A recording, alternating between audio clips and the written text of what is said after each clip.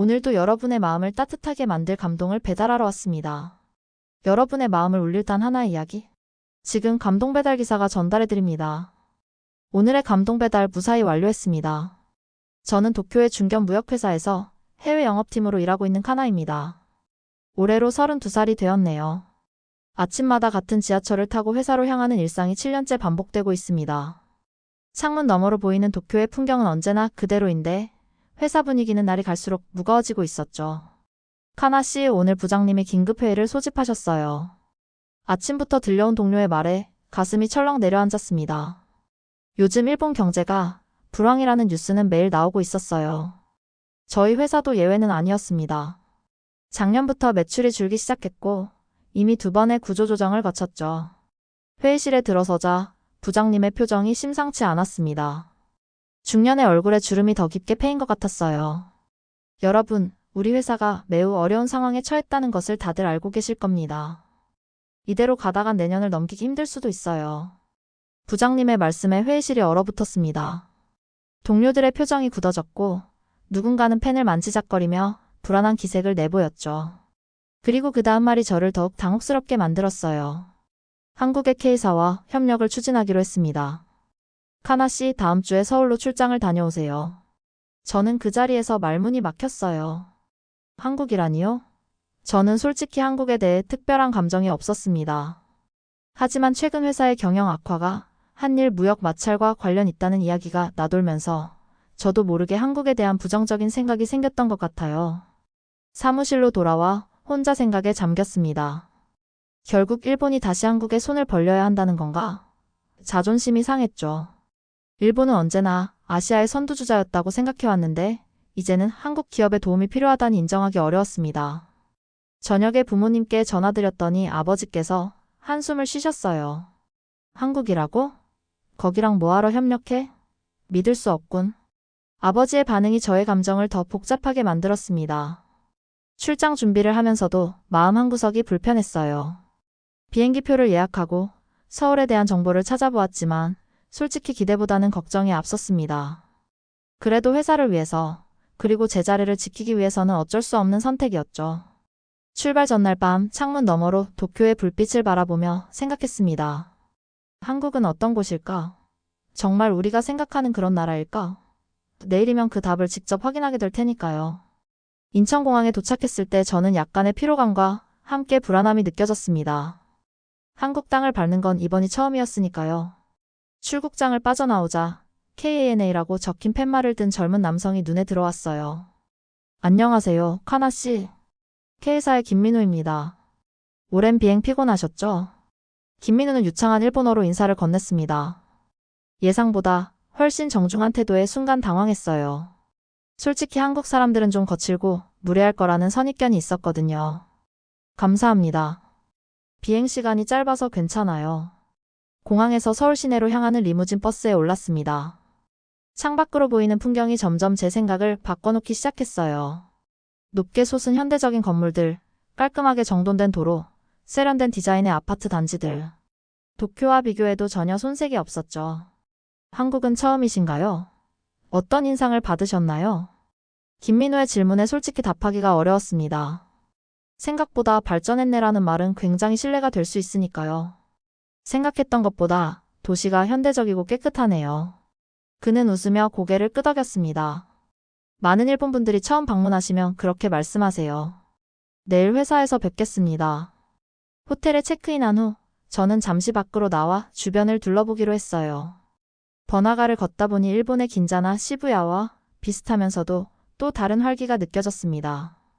젊은 사람들은 스타일리시한 옷차림으로 거리를 활보했고 카페와 레스토랑은 사람들로 북적였죠. 지하철을 타보고 놀랐습니다. 도쿄의 지하철도 깨끗하지만 서울의 지하철은 더 새롭고 와이파이가 잘 터졌어요. 사람들은 스마트폰으로 영상을 시청하거나 게임을 하고 있었습니다.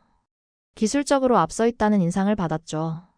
저녁 식사를 하러 식당에 들어갔을 때는 또 다른 놀라움이 있었어요. 직원이 태블릿으로 주문을 받고 지불도 모바일 결제로 간편하게 이루어졌습니다. 일본에서는 아직 현금 위주의 가게가 많은데 말이죠. 호텔로 돌아오는 길, 제 마음속에 묘한 감정이 일었습니다. 한국에 대해 가지고 있던 이미지와 실제로 경험한 한국의 모습 사이에 큰 괴리감이 느껴졌어요. 내가 너무 편협한 생각을 가지고 있었던 건 아닐까? 침대에 누워 내일 있을 회의를 생각하니 긴장이 됐습니다. K사는 어떤 회사일까? 협력 제안은 어떤 내용일까? 그리고 그들은 정말 우리 회사를 도울 의지가 있을까? 머릿속이 복잡했지만 오늘 본 한국의 모습은 분명 제가 생각했던 것과는 달랐다는 사실만은 인정할 수밖에 없었습니다. 아침 일찍 K사의 본사 건물 앞에 도착했습니다. 유리와 철골로 지어진 고층 빌딩이 햇빛에 반사되어 빛나고 있었어요. 로비에 들어서자 김민우가 반갑게 맞아주었습니다. 오늘 윤지훈 팀장님과 미팅이 있으세요. 저희 해외사업부의 핵심 인물이십니다. 엘리베이터를 타고 올라가면서 긴장감이 밀려왔어요. 윤지훈이라는 사람은 어떤 사람일까? 아마도 고압적이고 우월감에 차 있을 거라 예상했습니다. 결국 우리 회사는 도움을 요청하는 입장이니까요. 회의실 문이 열리고 한 남자가 들어왔습니다. 키가 크고 단정한 수트 차림의 윤지훈은 예상과 달리 부드러운 미소를 지으며 말했어요. 하지메 마시테 카나상. 도쿄에서 오시느라 고생하셨습니다. 완벽한 일본어에 놀라서 눈이 커졌습니다. 그의 일본어는 발음까지 자연스러웠어요. 일본에서 3년간 공부했습니다. 도쿄대학교에서요. 일본 문화를 정말 좋아합니다. 윤지훈의 말에 저도 모르게 경계심이 조금 풀렸어요. 그는 제가 준비해온 자료를 꼼꼼히 검토했고 날카로운 질문들을 던졌습니다. 전문성이 느껴졌죠. 저희가 제안하는 협력 모델은 이렇습니다. 윤지훈이 보여준 프레젠테이션은 놀라울 정도로 체계적이었습니다. 우리 회사의 강점과 약점을 정확히 분석하고 양사가 시너지를 낼 수 있는 방안을 제시했어요. 일방적인 흡수나 지배가 아닌 진정한 협력 관계를 제안하는 내용이었습니다.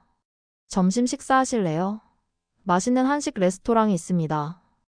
회의가 끝난 후 우리는 회사 근처 레스토랑으로 향했어요.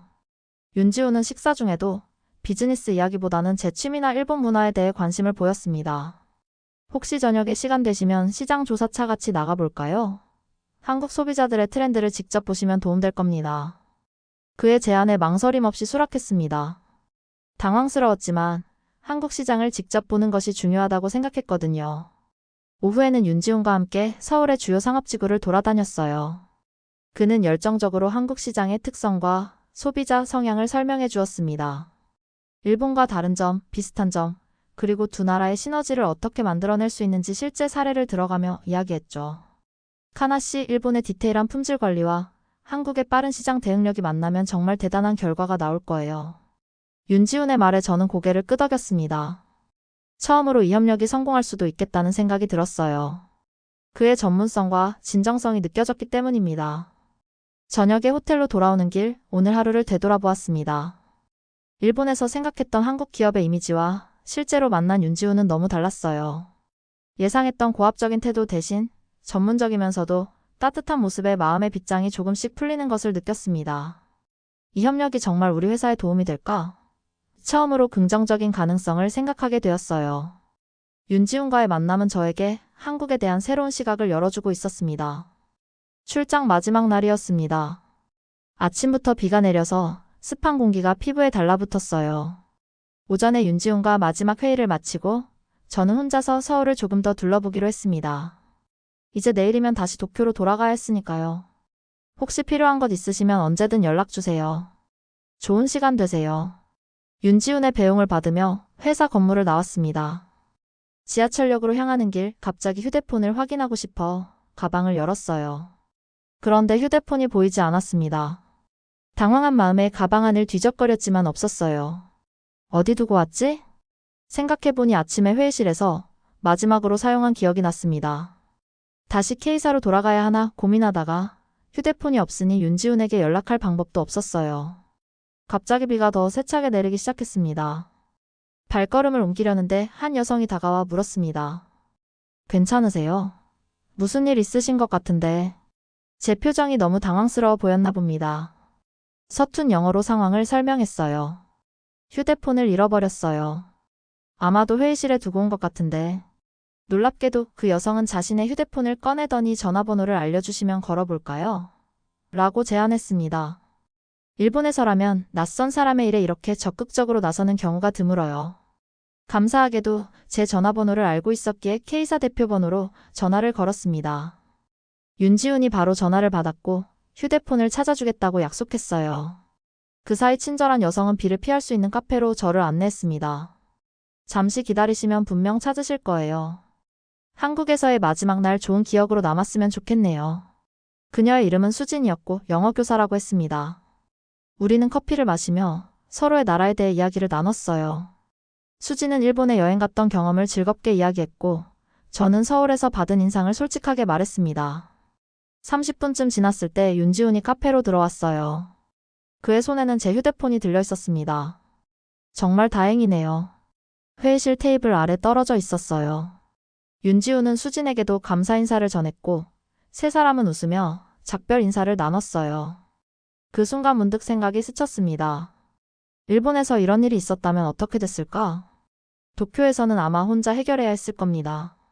낯선 이가 도움을 주더라도 이 정도로 적극적이진 않았을 거예요. 그리고 회사에 전화해도 휴대폰을 직접 가져다 주는 일은 거의 없었을 겁니다. 호텔로 돌아가는 길 비가 그치고 햇살이 비치기 시작했어요. 문득 이번 출장이 제 마음속에 있던 비구름도 걷어내고 있다는 생각이 들었습니다. 한국에 대한 선입견, 그리고 이곳 사람들에 대한 편견이 조금씩 사라지고 있었어요. 도쿄 안에다 공항에 도착했을 때 묘한 기분이 들었습니다. 집으로 돌아온다는 안도감과 동시에 이상하게 허전한 느낌이 들었어요. 지하철을 타고 도쿄 시내로 향하면서 창밖을 바라보았습니다. 익숙한 풍경인데 뭔가 다르게 보였어요. 회사로 향하는 길 사람들의 표정이 유독 굳어 보였습니다. 출근길에 서로 말 한마디 없이 스마트폰만 들여다보는 직장인들. 한국에서 본 활기찬 분위기와는 사뭇 달랐죠.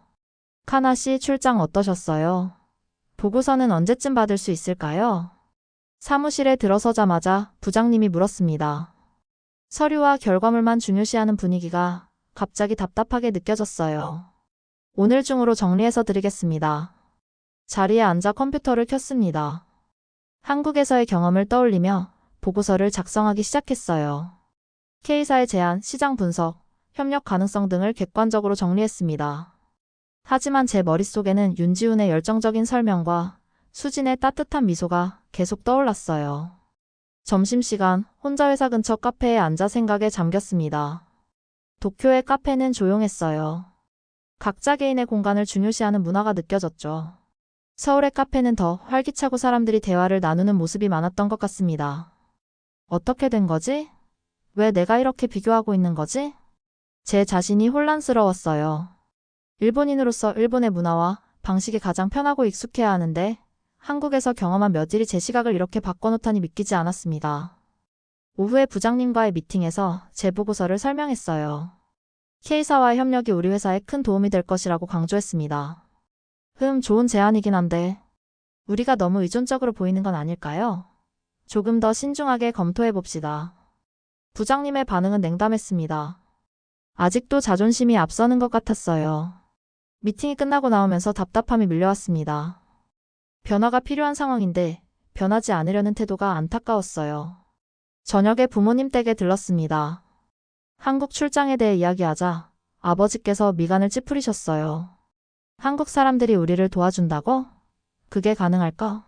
결국 그들도 자기 이익을 위해서겠지. 아버지의 말씀에 예전 같았으면 동의했을 텐데 이번엔 달랐습니다. 아버지 생각보다 진정성 있는 제안이었어요. 그리고 한국은 우리가 생각했던 것보다 훨씬 발전해 있었습니다. 그 말을 하는 제 자신이 낯설게 느껴졌어요. 한 번의 방문으로 이렇게 달라질 수 있다니. 밤늦게 아파트로 돌아와 침대에 누웠습니다. 천장을 바라보며 제 미래에 대해 생각했어요. 회사의 경직된 분위기, 변화를 거부하는 태도, 그리고 점점 어려워지는 경제 상황. 반면 한국에서 느낀 역동성과 개방적인 비즈니스 문화가 대비되었습니다. 휴대폰을 집어들었을 때 윤지훈에게서 온 메시지를 발견했어요. 귀국하셨나요? 저희 제안 검토 결과가 어떻게 되는지 알려주세요. 도쿄에 또 방문할 기회가 있길 바랍니다. 메시지를 읽으며 복잡한 감정이 밀려왔습니다. 일본에서의 삶과 한국에서 발견한 새로운 가능성 사이에서 제 마음이 흔들리고 있었어요. 한국 출장에서 돌아온 지 한 달이 지났습니다. 회사의 상황은 나아지기는커녕 더 악화되었어요. 지난주에는 또 다른 부서에서 구조조정 소식이 들려왔습니다. 복도에서 마주치는 동료들의 표정은 더욱 어두워졌고 저마다 자신의 자리를 지키기 위해 고군분투하는 모습이었어요. 카나씨 K사와의 협력건은 일단 보류하기로 했습니다. 부장님의 말씀에 저는 놀라움을 감추지 못했습니다. 하지만 부장님, 지금 우리 회사 상황에서는 그들의 제안이 가장 현실적인 대안이라고 생각합니다. 회사 방침이니 따라주세요. 다른 대안을 찾아보고 있으니까요. 저는 답답한 마음으로 자리로 돌아왔습니다. 컴퓨터 화면을 멍하니 바라보며 생각에 잠겼어요. 이대로 가다간 회사의 미래도 제 개인의 커리어도 불투명해 보였습니다. 그때 휴대폰에 메시지가 도착했어요. 윤지훈이었습니다. 카나씨 도쿄에 출장 왔습니다. 혹시 저녁 식사 가능하신가요? 중요한 이야기가 있습니다. 의아했지만 만나기로 했습니다. 퇴근 후 약속한 레스토랑에서 윤지훈을 만났어요. 그는 여전히 밝은 미소로 저를 반겨주었습니다. 회사에서 협력 제안을 거절했다고 들었습니다. 아쉽네요. 네, 저도 이해가 안 됩니다. 회사 상황이 점점 나빠지고 있는데 윤지훈은 잠시 침묵했다가 조심스럽게 말을 꺼냈습니다. 사실 오늘 만나자고 한 이유가 따로 있습니다. 저희 K사가 도쿄지사를 확장하려고 해요. 그리고 카나씨를 영입하고 싶습니다. 저는 놀라서 말을 잇지 못했어요. 눈앞이 캄캄해지는 느낌이었습니다. 저를요? 네, 카나씨는 일본 시장을 잘 알고 계시고 저희 회사의 비전도 이해하셨죠. 솔직히 말씀드리면 저희는 한일 비즈니스의 가교 역할을 할 수 있는 분이 필요합니다. 윤지훈의 진지한 제안에 가슴이 두근거렸어요. 하지만 동시에 불안함도 느껴졌습니다. 현재 회사를 떠난다는 것은 7년간 쌓아온 경력과 안정성을 포기하는 일이니까요. 생각할 시간이 필요해요. 물론이죠. 서두르지 마세요. 하지만 한 가지 더 말씀드리고 싶은 게 있습니다. 윤지훈은 테이블 위에 태블릿을 꺼내 보여주었어요. K사의 서울 본사 프로젝트 계획이었습니다. 이 프로젝트는 한일 합작으로 진행될 예정입니다. 카나씨가 서울로 오시면 이 프로젝트의 일본 담당자로 일하게 됩니다. 물론 처음에는 적응하기 어려울 수 있겠지만 성장 가능성은 무한대라고 생각해요. 서울로 가라니. 더 큰 충격이었습니다. 일본을 떠나 한국에서 산다는 것은 상상해 본 적도 없었어요. 집으로 돌아오는 길 머릿속이 복잡했습니다. 한편으로는 새로운 기회에 설렜고 다른 한편으로는 불안했어요. 내가 정말 한국에서 살 수 있을까? 언어도 문화도 다른 곳에서. 그날 밤 잠을 이루지 못했습니다. 창밖을 바라보며 한국에서의 경험을 떠올렸어요. 윤지훈의 전문성과 열정, 수진의 따뜻한 배려, 서울의 활기찬 분위기. 그리고 지금 제가 느끼는 도쿄의 답답함과 회사의 불확실한 미래.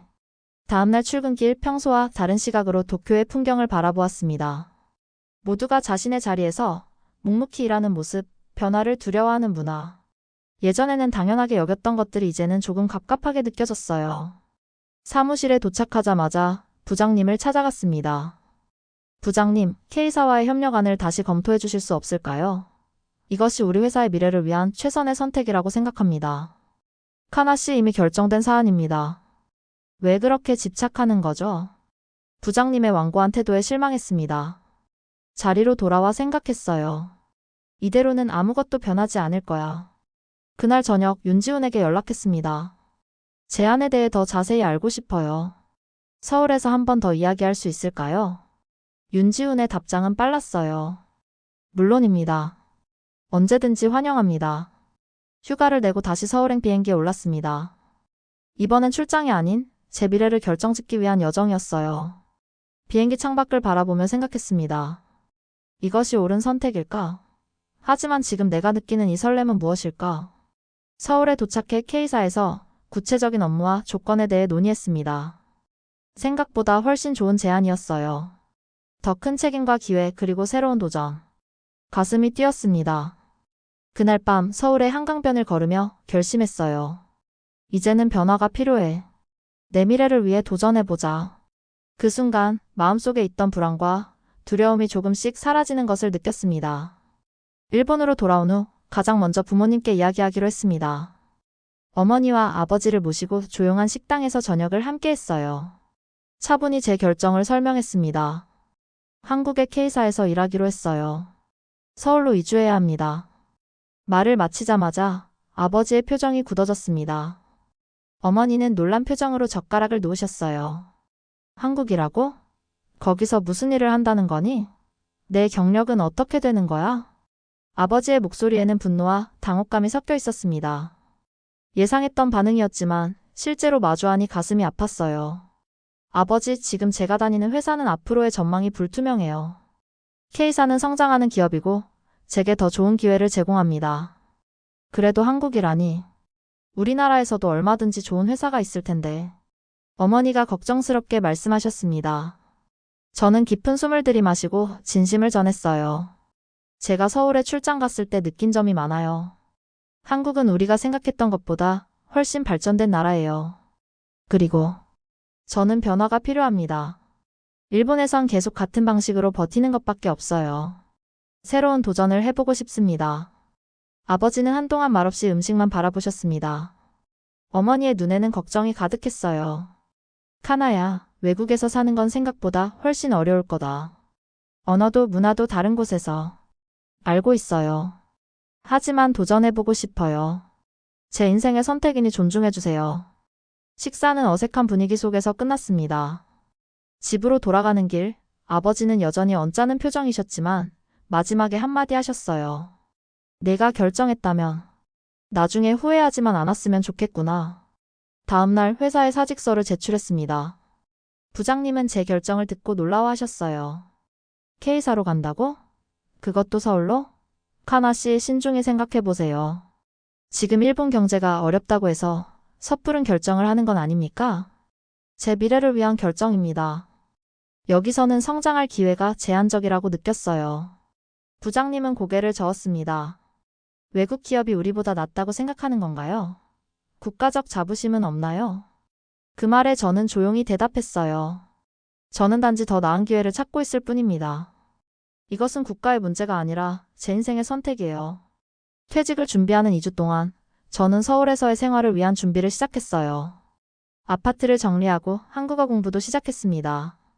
가끔은 두려움이 밀려오기도 했지만 윤지훈과 주기적으로 연락하며 새로운 프로젝트에 대해 이야기하면서 점점 확신이 생겼어요. 마지막 출근날 사무실을 둘러보았습니다. 7년 동안 매일 앉았던 책상, 함께 일했던 동료들, 익숙한 풍경. 모든 것이 그립게 느껴졌지만 동시에 새로운 시작에 대한 설렘이 가득했습니다.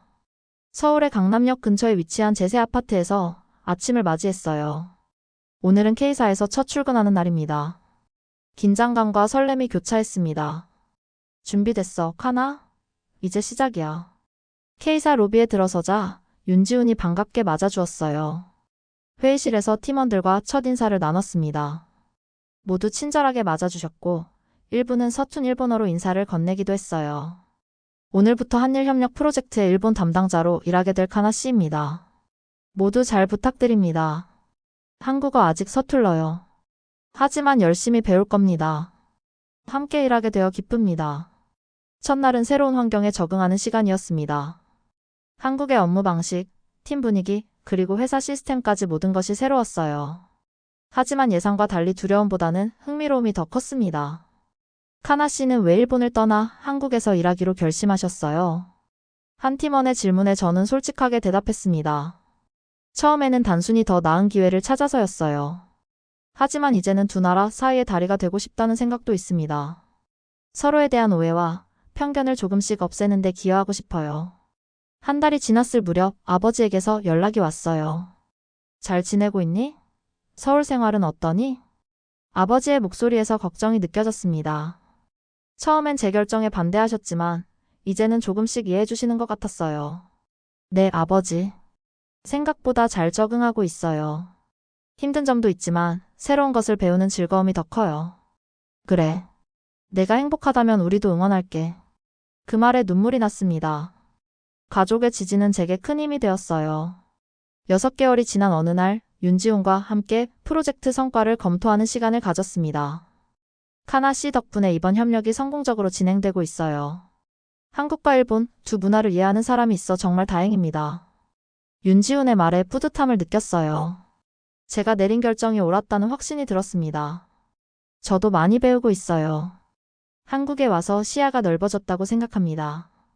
일본에 있었다면 경험하지 못했을 많은 것들을 경험하고 있어요. 한강의 야경을 바라보며 생각했습니다. 우리는 종종 익숙한 것에 안주하며 새로운 도전을 두려워해. 하지만 그 두려움을 넘어설 때 비로소 진정한 성장이 시작되는 거야. 일본에서 바라보던 한국과 실제로 경험한 한국은 전혀 달랐습니다. 선입견과 편견은 우리의 시야를 좁게 만들고 새로운 가능성을 차단한다는 것을 깨달았어요. 이제 저는 단순히 일본인으로서가 아니라 한국과 일본 사이의 작은 다리로서 제 역할을 하고 싶습니다. 양국이 서로를 더 잘 이해하고 함께 성장할 수 있도록 돕는 것이 제 새로운 목표가 되었어요. 별이 빛나는 한강의 밤하늘을 바라보며 마음속으로 다짐했습니다. 편견을 깨고 새로운 세계로 나아가는 용기. 그것이 우리에게 진정으로 필요한 것이 아닐까? 여러분의 마음속에 따뜻한 이야기 하나, 안전배송 완료. 다음 배달도 기대해주세요. 더 감동적인 사연을 들고 다시 찾아오겠습니다. 지금까지 감동배달기사였습니다. 다음 배달에서 만나요. 좋아요와 구독은 감동배달기사에게 최고의 팁입니다.